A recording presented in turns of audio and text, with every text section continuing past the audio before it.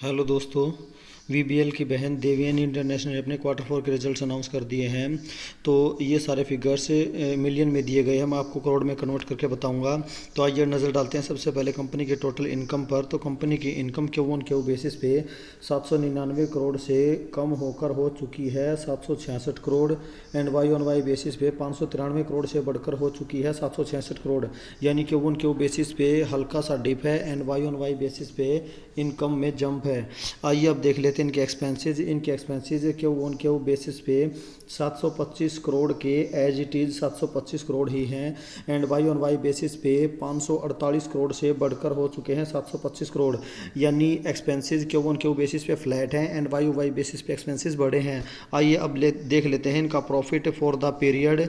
तो इनका profit for the period आप देख सकते हो क्यू बेसिस पे इनके प्रॉफिट 71 करोड़ से कम होकर हो चुके हैं 60 करोड़। एंड वाई बेसिस पे 76 करोड़ से कम होकर हो चुके हैं 60 करोड़। यानी चाहे क्यू बेसिस हो चाहे वाई बेसिस हो, दोनों में प्रॉफिट में डिप है। आइए अब देख लेते हैं ईपीएस इनके ईपीएस क्यू बेसिस पे 0.59 से कम, ज़रा सा कम होकर हो चुके हैं 0.50। एंड वाई बेसिस पे 0.63 से कम होकर हो चुके हैं 0.50। यानी यहाँ पर भी जो है क्यू एंड वाई दोनों में डिप है ईपीएस में। तो ये रिजल्ट कैसा है ये जानने के लिए अब इसे हम कंपेयर करेंगे मार्केट के एक्सपेक्टेशन डेटा के साथ। दोस्तों ये कुछ कंपनीज का मार्केट एक्सपेक्टेशन का डेटा है। अगर आप किसी भी कंपनी में इन्वेस्टेड हो तो आप इसका स्क्रीनशॉट ले सकते हो। तो हम देख लेते हैं जो देवयानी इंटरनेशनल है उसका मार्केट एक्सपेक्टेशन का डेटा। तो मार्केट एक्सपेक्टेशन के हिसाब से जो कंपनी का रेवेन्यू है वो बढ़कर हो जाना चाहिए 741 करोड़। एंड जो प्रॉफिट है वो बढ़कर हो जाना चाहिए 39 करोड़। एंड जो एबिट इनकम है वो बढ़कर हो जानी चाहिए 155 करोड़। एंड जो ऑपरेटिंग मार्जिन है ओपीएम है वो बढ़कर हो जाना चाहिए 21%।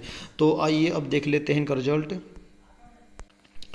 दोस्तों कंपनी का रिजल्ट आपके सामने है। हमने मार्केट एक्सपेक्टेशन डेटा में देखा था कि जो कंपनी का रेवेन्यू है वो बढ़कर हो जाना चाहिए 741 करोड़। बट यहाँ पर आप देख सकते हो जो कंपनी का रेवेन्यू है वो बढ़कर हो चुका है 755 करोड़। यानी यहाँ पर कंपनी ने मार्केट के एक्सपेक्टेशन को बीट किया है। आइए अब देख लेते हैं प्रॉफिट के टर्म में। तो मार्केट एक्सपेक्टेशन के हिसाब से जो कंपनी का प्रॉफिट है वो बढ़कर हो जाना चाहिए 39 करोड़। बट यहाँ पर आप देख सकते हो जो कंपनी का प्रॉफिट है वो हो चुका है 59.9 या मोटा मोटी 60%। यानी यहाँ पर भी कंपनी ने मार्केट की एक्सपेक्टेशन को बहुत ही अच्छे से बीट किया है। आइए देखते हैं एबिट इनकम। तो मार्केट एक्सपेक्टेशन के हिसाब से जो एबिट इनकम है वो बढ़कर हो जानी चाहिए थी 155 करोड़। बट यहाँ पर जो एबिट इनकम है वो बढ़कर हो चुकी है सिर्फ 151 करोड़। यानी यहाँ पर जो है कंपनी ने मार्केट की एक्सपेक्टेशन को थोड़ा सा मिस किया है। यानी इनलाइन नंबर अगर एबिट इनकम के टर्म में बात करें। तो अब देख लेते हैं ओपीएम की टर्म में। दोस्तों अगर बात करें ओपीएम की टर्म में तो कंपनी का ओपीएम जो है मार्केट एक्सपेक्टेशन डेटा के हिसाब से बढ़कर हो जाना चाहिए था 21%। बट यहाँ पर आप देख सकते हो जो कंपनी का ओपीएम है वो बढ़कर हुआ है सिर्फ 20%। तो यहाँ पर भी कंपनी ने मार्केट की एक्सपेक्टेशन को मिस किया है। तो अगर एबिट इनकम की टर्म में देखें या फिर ओपीएम के टर्म में देखें तो इन दो में तो कंपनी ने मार्केट की एक्सपेक्टेशन को मिस किया है। लेकिन सेल्स की टर्म में और प्रॉफिट की टर्म में कंपनी ने मार्केट की एक्सपेक्टेशन को अच्छे से बीट किया है। यानी कुल मिलाकर मिक्स नंबर कहे जा सकते हैं। तो जैसे ही रिजल्ट आया तो स्टॉक में काफ़ी मंदी देखने को मिली, लेकिन जुबिलेंट फूडवर्क्स के स्टॉक में तेज़ी देखने को मिली थी। तो शायद बाज़ार भी कंफ्यूज हो गया दोनों के रिजल्ट्स में। शायद बाज़ार ने देवयानी का रिजल्ट जुबिलेंट का समझ लिया और जुबिलेंट को देवयानी का समझ लिया।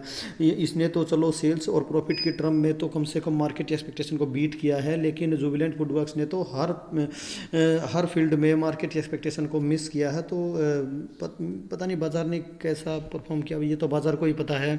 तो ये थे दोस्तों देवयानी इंटरनेशनल के consolidated financial results. Okay, thank you दोस्तों।